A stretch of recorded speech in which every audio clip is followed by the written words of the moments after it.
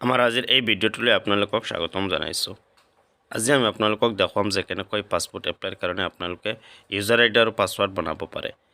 আপোনালোকে ভিডিঅ'টো স্কিপ নকৰাকৈ প্ৰথমৰ পৰা শেষলৈ চাই যাব আৰু মোৰ চেনেলটো ছাবস্ক্ৰাইব কৰি কাষত থকা বেল আইকনটো অন কৰি ৰাখিব।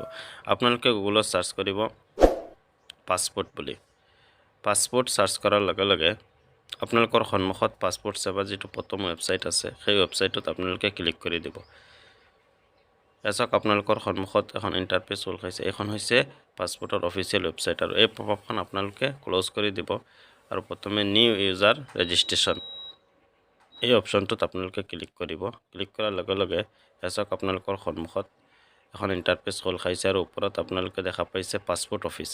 এই পাছপোৰ্ট অফিচটো আপোনালোকে ইয়াৰ পৰা চিলেক্ট কৰি ল'ব। তাৰপিছত আপোনালোকৰ ফাৰ্ষ্ট নেম লিখিব, তাৰপিছত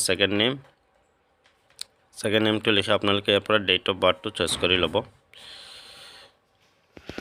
ডেট অফ বাৰ্থ এণ্টাৰ কৰাৰ পিছত আপোনালোকে ইমেইল আইডিটো ইয়াতে এণ্টাৰ কৰি দিব। ইয়াৰ পিছত আপোনালোকে ইয়াত লগইন আইডিটো ইয়াতে আপোনালোকে এণ্টাৰ কৰি দিব।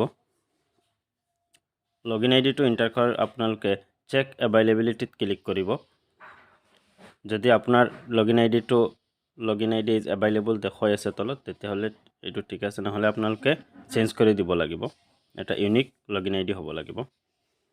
ইয়াৰ পিছত আপোনালোকে পাছৱৰ্ড দি দিব আৰু পাছৱৰ্ডটো ষ্ট্ৰং হ'ব লাগিব। ইয়াত স্ক্ৰীনত দেখা পাইছে এনেকুৱা ধৰণৰ আপোনালোকে পাছৱৰ্ডটো দি দিব।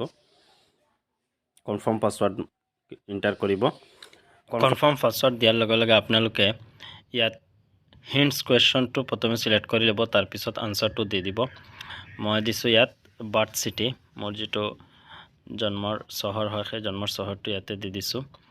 তাৰপিছত আপোনালোকে ইয়াতে captcha same to same fill up কৰি ল'ব। কেপচা ফিল আপ কৰাৰ পিছত আপোনালোকে ছাবমিট বটনত ক্লিক কৰিব আৰু চাওক আপোনালোকৰ সন্মুখত এটা মেছেজ আহিছে। এই মেছেজটোত আপোনালোকে চাওক ইয়াত দিয়া আছে, thank you for registering on the passport Seva portal. To activate your account please click the link in the email send to your email ID. ইয়াৰ পিছত আপোনালোকে ইমেইল আইডিটো চেক কৰিব। যদি ইমেইল আইডি মোবাইলত লগইন আছে তেতিয়াহ'লে এতিয়া আপোনালোকে ইমেইলটো অ'পেন কৰি ল'ব। চাওক মই ইমেইল অ'পেন কৰি আছোঁ। আপোনালোকে স্ক্ৰল ডাউন কৰি তললৈ আহিব। যদি মেছেজটো আপোনালোকৰ প্ৰথমত থাকে তেতিয়াহ'লেতো প্ৰথমে পাই যাব, আৰু যদি অলপ তললৈ আহে তেতিয়া ইয়াত আপোনালোকে চাওক মেছেজটো passport admin registration confirmation.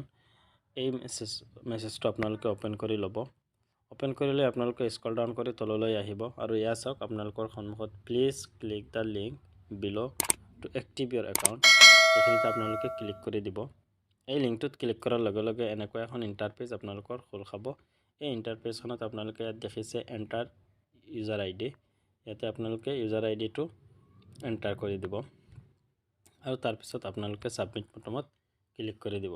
Submit বটনত click কৰাৰ লগে লগে মই জুম কৰি আপোনালোকক দেখুৱাইছোঁ। এয়া চাওক ইয়ৰ একাউণ্ট ইজ অলৰেডি এক্টিভেটেড, মোৰ একাউণ্টটো আগৰ পৰা এক্টিভেটেড হৈ গ'ল। মই ক্লিক হেয়াৰ টু লগইন, ইয়াত লগইন কৰি মই পাছপোৰ্টৰ কাৰণে এপ্লাই কৰিব পাৰিম।